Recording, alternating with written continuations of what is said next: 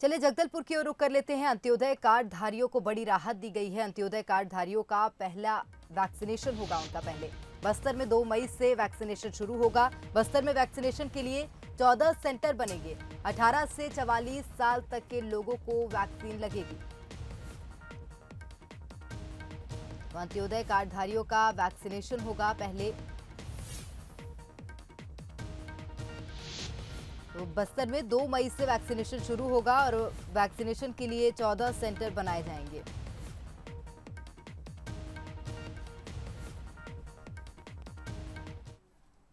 देश भर में 1 मई से 18 साल से ज्यादा उम्र के लोगों के लिए वैक्सीनेशन का महाअभियान शुरू होने जा रहा है। लेकिन छत्तीसगढ़ में यह अभियान अब भी वैक्सीन के राज्य में पहुंचने का ही इंतजार कर रहा है। अगर प्रदेश में यह अभियान 1 मई से शुरू नहीं होता है तो बीजेपी और कांग्रेस ने एक दूसरे पर तोहमत जड़ने का प्लान भी तैयार कर रखा है। छत्तीसगढ़ में 1 मई से वैक्सीनेशन शुरू होगा, ये कहना मुश्किल है। राज्य सरकार ने ये कहकर हाथ खड़े कर दिए हैं कि जब पर्याप्त मात्रा में वैक्सीन ही उपलब्ध नहीं है तो ऐसे में ये महाअभियान 1 मई से कैसे शुरू किया जा सकता है। लेकिन अब ये मुद्दा एक बार फिर सूबे में सियासत को हवा दे रहा है। बीजेपी इसके लिए कांग्रेस को और कांग्रेस बीजेपी को जिम्मेदार ठहरा रही है। बीजेपी सांसद सुनील सोनी ने राज्य सरकार पर सियासत करने का आरोप लगाया है कि केवल राजनीति करने से, टीवी में, प्रिंट मीडिया में देने से इसका हल नहीं है, या केंद्र के ऊपर में डालने से हल नहीं है। आप वैक्सीन के ऑर्डर करिए, लेकिन 15 दिन तक के इन्होंने वैक्सीन करके जो है केंद्र पे, कभी रेट पे, कभी किसी बात पे 15 दिन खराब कर दिए। आज हम उस स्थिति में खड़े हो गए कि हम 1 तारीख के हम वैक्सीन लगाने की स्थिति में नहीं खड़े हैं। इधर कांग्रेस भी अपना राग अलाप रही है।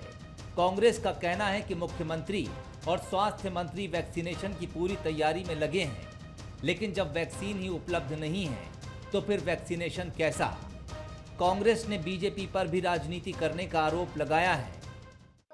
केंद्र सरकार ने देसी मेडिसिन कंपनियों को नहीं कहा और 1 तारीख से छत्तीसगढ़ में जो 18 साल की आयु के अधिक लोगों को वैक्सीन लगना था वो कल से नहीं लग पाएगी। केंद्र सरकार ने कोई दबाव नहीं बनाया। भारतीय जनता पार्टी के नेता यहाँ घरों में बैठ के धरना आंदोलन करते हैं, लेकिन कोई भी नेता ने अपने केंद्रीय नेतृत्व को चिट्ठी लिखकर, कोई केंद्र के स्वास्थ्य मंत्री को चिट्ठी लिखकर, प्रधानमंत्री जी को चिट्ठी लिखकर किसी ने भी मांग नहीं की। इस बीच स्वास्थ्य मंत्री टीएस सिंहदेव ने यह भरोसा दिलाया है कि अगर वैक्सीन शनिवार तक भी राज्य में पहुंच गई तो हर संभव कोशिश की जाएगी कि 1 मई से ही वैक्सीनेशन शुरू कर दिया जाए।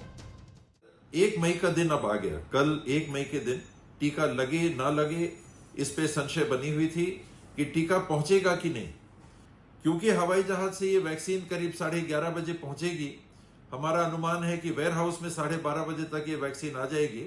तो 12:30 बजे से कल ही जहां जहां वैक्सीन को पहुंचा के टीकाकरण चालू किया जा सकता है, उसको टीकाकरण चालू करने का निर्णय माननीय मुख्यमंत्री जी ने लिया है। इन सब बयानों के बीच एक बात तय है कि 1 मई से होने वाला टीकाकरण अभियान अब नहीं हो पाएगा। गलती किसकी है ये जांच का विषय है, लेकिन नुकसान आम जनता का हो गया।